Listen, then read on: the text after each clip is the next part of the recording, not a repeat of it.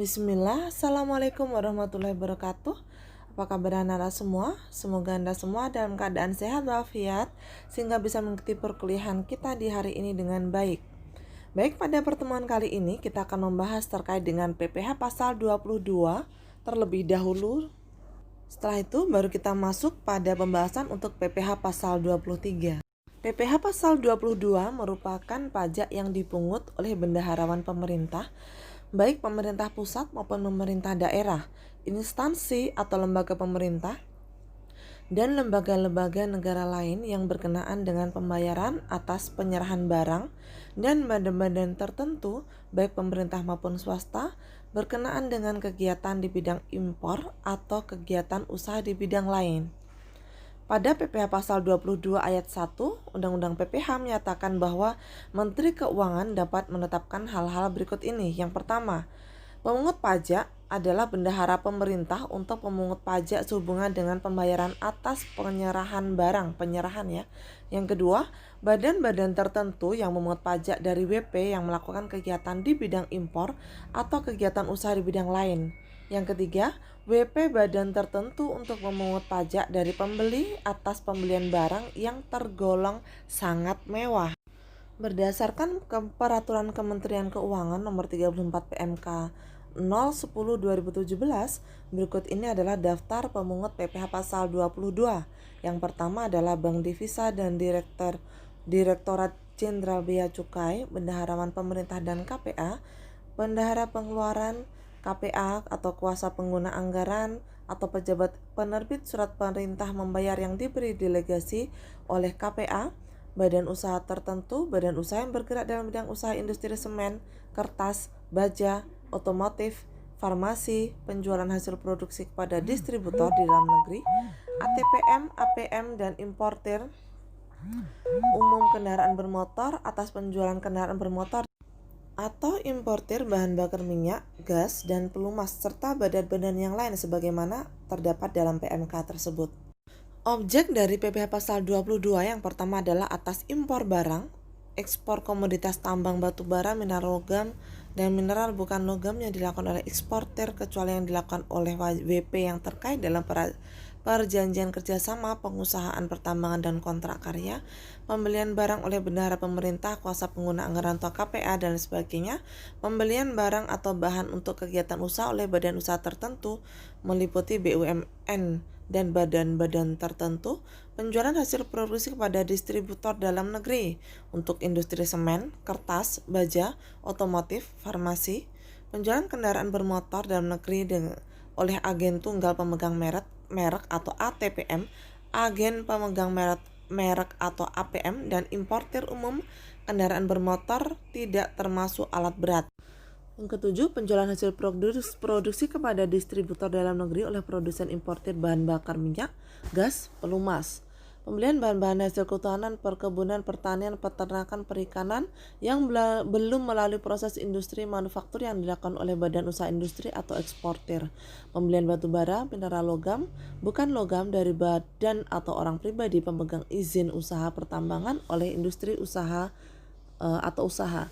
Penjualan emas batangan oleh penguasa yang melakukan penjualan, serta penjualan barang yang tergolong sangat mewah oleh WP badan yang melakukan penjualan barang untuk yang tergolong sangat mewah. Berikut adalah kegiatan yang tidak dikenakan PPh pasal 22. Yang pertama, atas impor barang dan atau penyerahan barang yang berdasarkan ketentuan peraturan perundang-undangan tidak terhutang pajak penghasilan. Impor barang yang dibebaskan dari pungutan bea masuk dan PPN. Impor sementara jika pada waktu impornya nyata-nyata dimaksudkan untuk impor kembali. Jadi impor sementara itu dia mengimpor barang akan tetapi sebenarnya tidak dia tidak digunakan untuk penjualan di dalam negerinya, akan tetapi untuk segera diekspor kembali. Dan kegiatan-kegiatan lain silahkan Anda baca ya, ada 10 poin. PPh pasal 22 untuk setiap kegiatan dilaporkan dengan menggunakan SPT massa ke kantor pelayanan pajak atau KPP oleh pihak-pihak yang melakukan pemungutan. Pelaporan PPh pasal 22 atas impor barang dan ekspor komoditas tambang batu bara, mineral logam dan mineral bukan logam dilakukan oleh Dirjen Bea Cukai, pelaporan PPh pasal 22 atas kegiatan selain impor, barang dan ekspor komoditas tambang batu bara, mineral logam, dan mineral bukan logam lainnya dilakukan oleh pemungut pajak. Untuk setiap kegiatan PPh pasal 22 bersifat tidak final ya. Jadi kalau tidak final itu artinya dibayar atau pembayaran dilakukan secara mandiri ketika transaksi atau kegiatan tersebut berlangsung. Khusus untuk PPh pasal 22 atas penjualan bahan bakar minyak dan bahan bakar gas oleh produsen atau importir, pemungutan PPh pasal 22 bersifat final untuk penyerahan kepada penyalur atau agen, sedangkan bersifat tidak final untuk penjualan kepada selain agen. Dalam menghitung PPh pasal 22, ini tinggal mengalihkan tarif dengan dasar pengenaan pajaknya ya. Ini adalah tarifnya. Contoh untuk yang impor barang tertentu sesuai lampiran PMK 110 tahun 2018, tarifnya adalah 10%. Dasar pengenaannya adalah nilai impor, maka PPh pasal 22-nya adalah 10% dikalikan nilai impor. Nah, di sini tarif pajaknya tidak sama, tergantung jenis objek pajak atau jenis kegiatan yang dialami oleh WP tersebut. Nanti akan saya lampirkan, silahkan Anda cek lampiran saya di Bebas Umpo terkait dengan tarif dasar pengenaan pajak untuk PPh pasal 22 ini. Perhitungannya sangat mudah, yang penting kita tahu tarifnya, tinggal mengalihkan tarif dengan dasar pengenaan pajaknya. Contoh, PT Anda adalah importir, telah memiliki API. API itu adalah angka pengenal impor, yaitu tanda pengenal untuk menyatakan bahwa dia adalah seorang importir. Pada Desember 2018, impor barang pakaian untuk selam dari Jepang dengan harga faktur 100.000 US dollar. Biaya asuransi dan biaya angkut pengapalan barang dari Jepang ke daerah pabean, yaitu di Indonesia, masing-masing 0,5% dan 10% dari harga faktur. Biaya tersebut dibayar oleh PT Anda. Tarif biaya masuk 10% dari CIF. CIF itu adalah cost insurance and freight. Cost itu biayanya, harga fakturnya, insurance adalah asuransinya, dan freight adalah biaya angkut. Pungutan lain yang sah di daerah pabean adalah 10 juta. Kurs yang ditetapkan oleh Menteri Keuangan pada saat itu, 1 US dollar adalah 14.500 rupiah. Sedangkan kurs BI dari Bank Indonesia adalah 1 US dollar sebesar 14.540 rupiah. Berapa besar PPh pasal 22 yang harus dibayar oleh PT Anda? Di sini harus kita hitung. Yang pertama, kita harus menghitung nilai impornya terlebih dahulu. Kita tentukan nilai cost-nya atau harga fakturnya. Sudah ada di dalam soal sebesar 100.000 US dollar. Kemudian asuransinya 0,5% dari 100.000 dolar. Kemudian untuk asuransi tadi 0,5% dari 100.000 dolar sama dengan 500.